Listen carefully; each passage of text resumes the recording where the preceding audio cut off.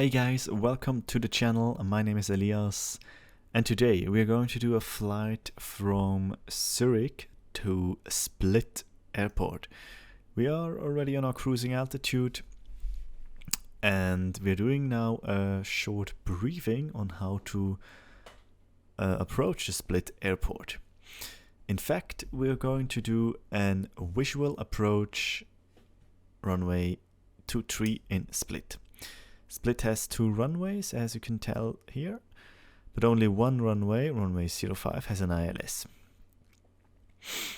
The other runway, due to obvious reasons, does not have an ILS, and we have to do the visual approach right here into this runway.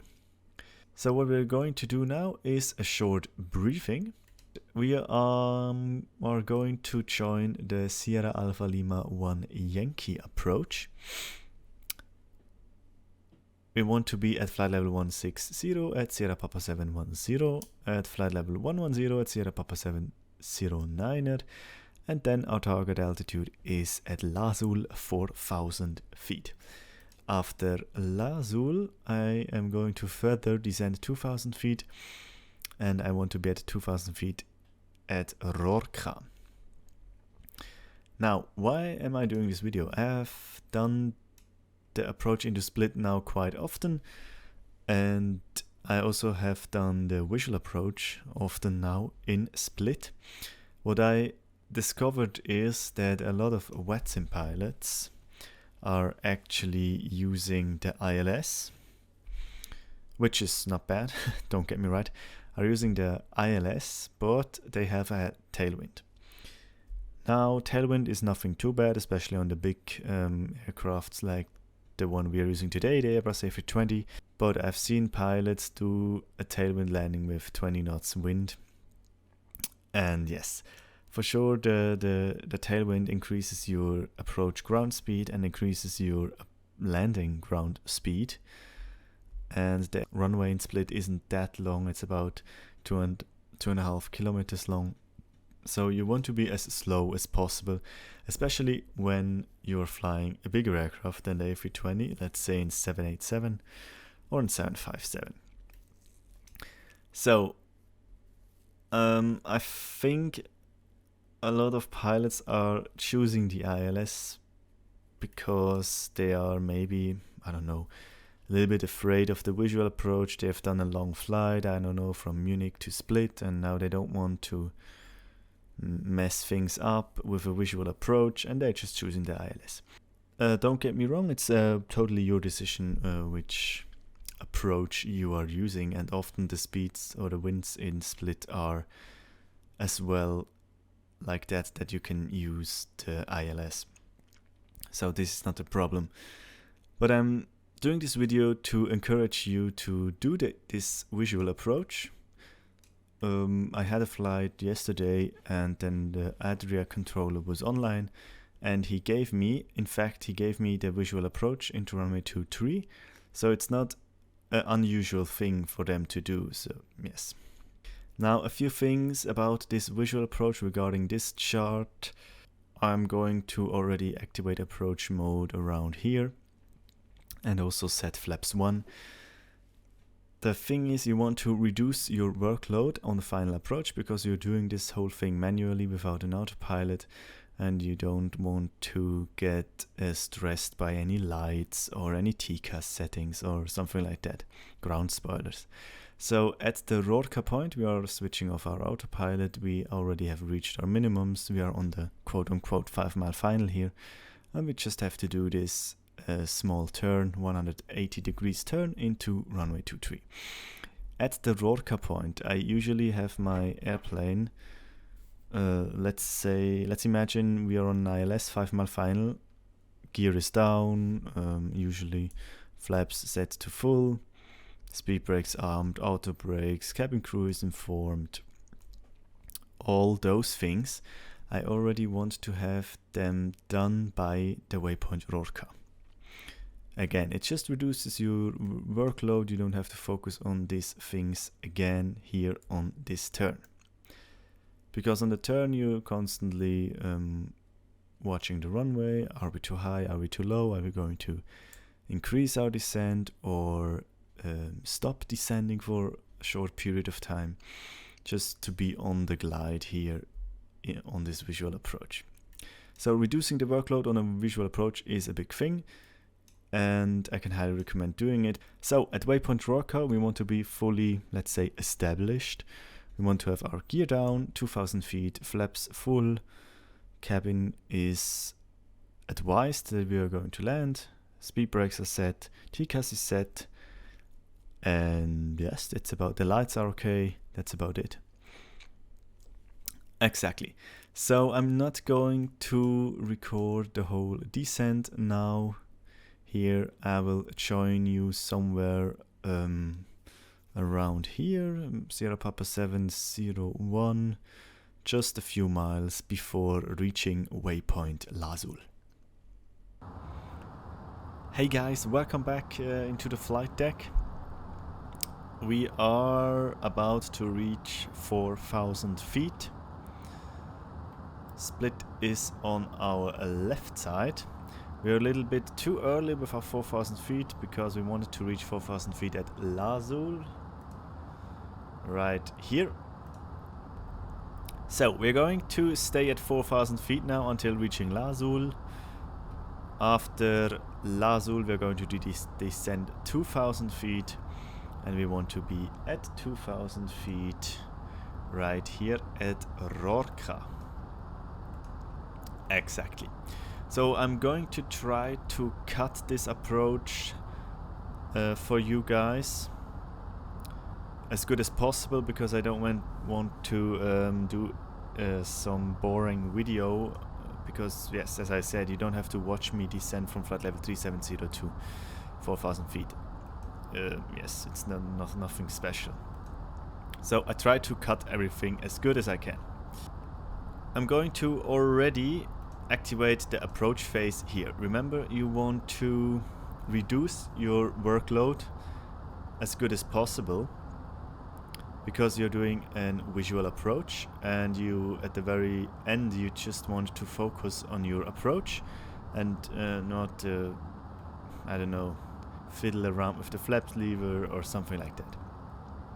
So I'm going to already activate the approach phase. It will reduce our speed to the green dot speed here, and we can then already set flaps 1.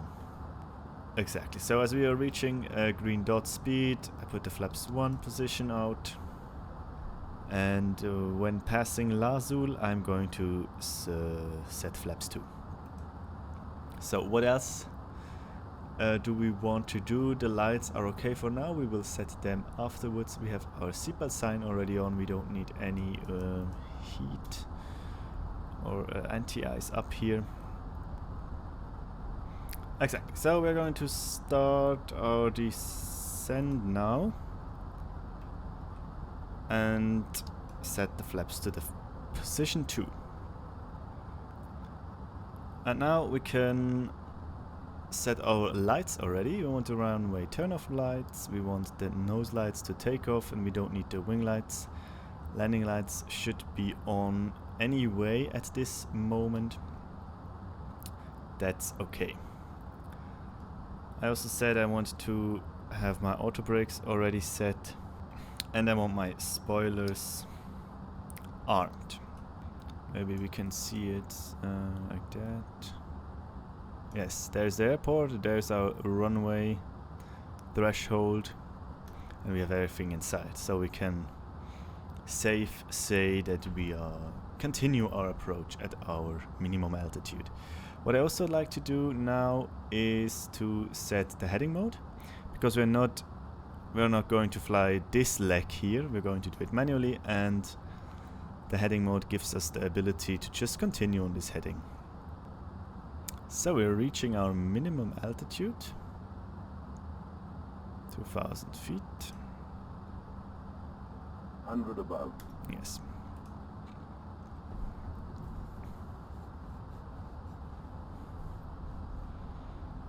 Minimum. Continue 2,500. landing. Very nice. With NURAT gone, we are now inbound RORKA. Gear down. Flaps 3.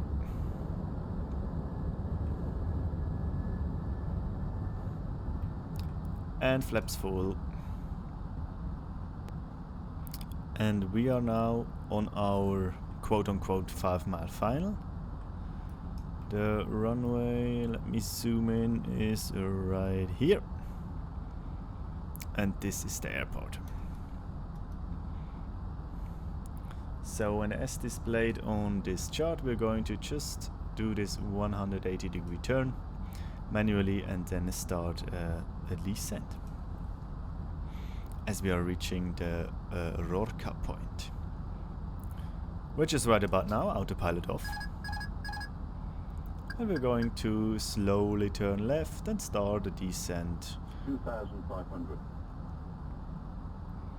Nothing too extreme on the descent, maybe start with vertical speed of 1000 feet per minute. And then you can adjust that speed by yourself. So according to the star, we have to fly on a heading around about 006 degrees here. After that 305, 274, and then we're on the final.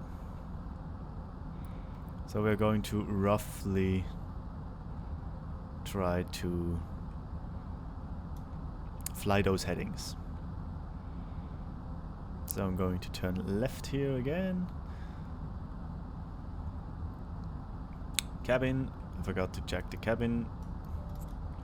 Nothing too scary.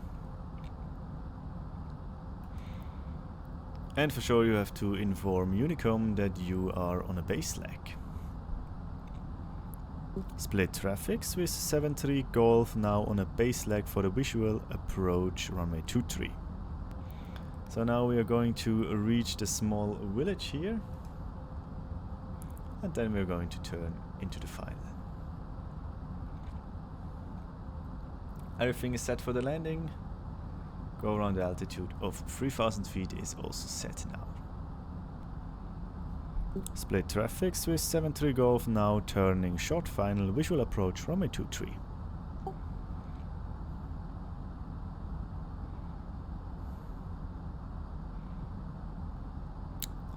We are a little bit too high, you can say that by those puppy indicators. And we're now going to turn left again. Don't worry if the puppy says you're too high or too low. There is still room for adjustment. So we're just going to start a little bit of steeper descent now, something about 1200 feet per minute until the puppy shows that we are on glide. And then of course you have to try to maintain center line. Also don't worry about the stick movement you're doing. I have a greater stick movement on a visual approach than on an ILS. So we are now very stable. Few adjustments. 100. A little bit too low, but that doesn't matter right now. 50. 40. 30. 20. Retard. 10. 5. Spoilers. Reverse screen.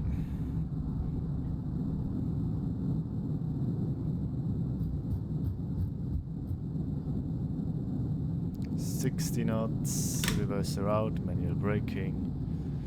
And if we are lucky enough, we can make it here to exit on taxiway Alpha. Otherwise you have to backtrack the whole runway again, but we don't want to do that. And then we're going to hold short right after the exit here to do our after landing checks. Let's retract the spoilers. I'm sorry, the flaps, the ground spoilers. Split traffic, Swiss 73 Golf has vacated runway 23 and we're taxiing to stand 6. I have to adjust some lights for sure. The strobe lights are going off, the landing lights also, and we're going to switch the nose light to taxi position and start the APU. Very nice. Now for the taxi, just shortly we're now here at Alpha and we're going to taxi to stand 6, so it's just straight ahead, right there. The APU is now waveable. Switch on the APU bleed.